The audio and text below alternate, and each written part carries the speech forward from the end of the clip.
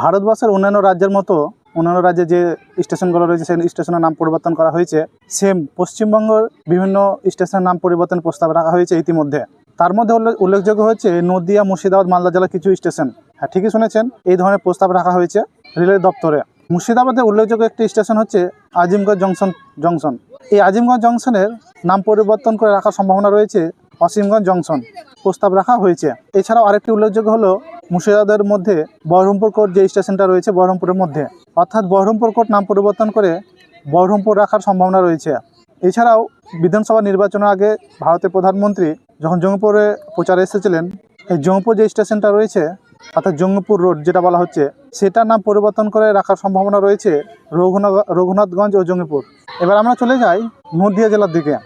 নদিয়া জেলাতে সবচাইতে উল্লেখযোগ্য স্টেশন হচ্ছে নবদ্বীপ ধাম, শ্রী চৈতন্য মহাপ্রভুর যেটা জায়গা। আর সেই নবদ্বীপ ধামের নাম পরিবর্তন করে রাখার সম্ভাবনা রয়েছে প্রভুর নাম দিয়েই, শ্রী গৌরাঙ্গ মহাপ্রভু চৈতন্য নবদ্বীপ ধাম। জাস্ট স্টেশনের নাম একটু বড় হলেও কিন্তু সত্যি খুব গুরুত্বপূর্ণ একটা স্টেশন হতে চলেছে নাম পরিবর্তনের পরে।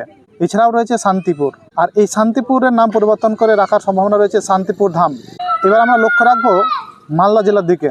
মালদা জেলাতে কয়েকটা গুরুত্বপূর্ণ স্টেশন রয়েছে, রেলওয়ে স্টেশন। সেগুলোর মধ্যে যেটা জামের ঘাটা রয়েছে, সেই জামের ঘাটার নাম পরিবর্তন করে রাখার সম্ভাবনা রয়েছে কালিয়াচক। কালিয়াচক মানে গোটা ভারতবর্ষে প্রচলিত, অর্থাৎ গোটা ভারতবর্ষের মধ্যে প্রত্যেক ব্যক্তির চেনা কালিয়াচক। এছাড়াও রয়েছে মালদার অন্যতম স্টেশন আদিনা। এই আদিনার নাম পরিবর্তন করে রাখার সম্ভাবনা রয়েছে আদিনাথ মালদহ। যে গৌর মালদা যে এরিয়াটা রয়েছে, সেই এরিয়ার ঐতিহ্য, সাংস্কৃতিক, ধর্মীয় পুনরায় ফিরিয়ে দেওয়ার চেষ্টা চলছে মালদার বুকে। এইসব স্টেশনের নাম পরিবর্তনের প্রস্তাব রাখা হয়েছে ইতিমধ্যে। এছাড়াও আমরা যদি ধরি মুর্শিদাবাদের মধ্যে আরেকটি গুরুত্বপূর্ণ স্টেশন, এই ফারাক্কা জংশনের নাম এখন পর্যন্ত অপরিবর্তন রাখার সিদ্ধান্ত নিয়েছে রেল দপ্তর।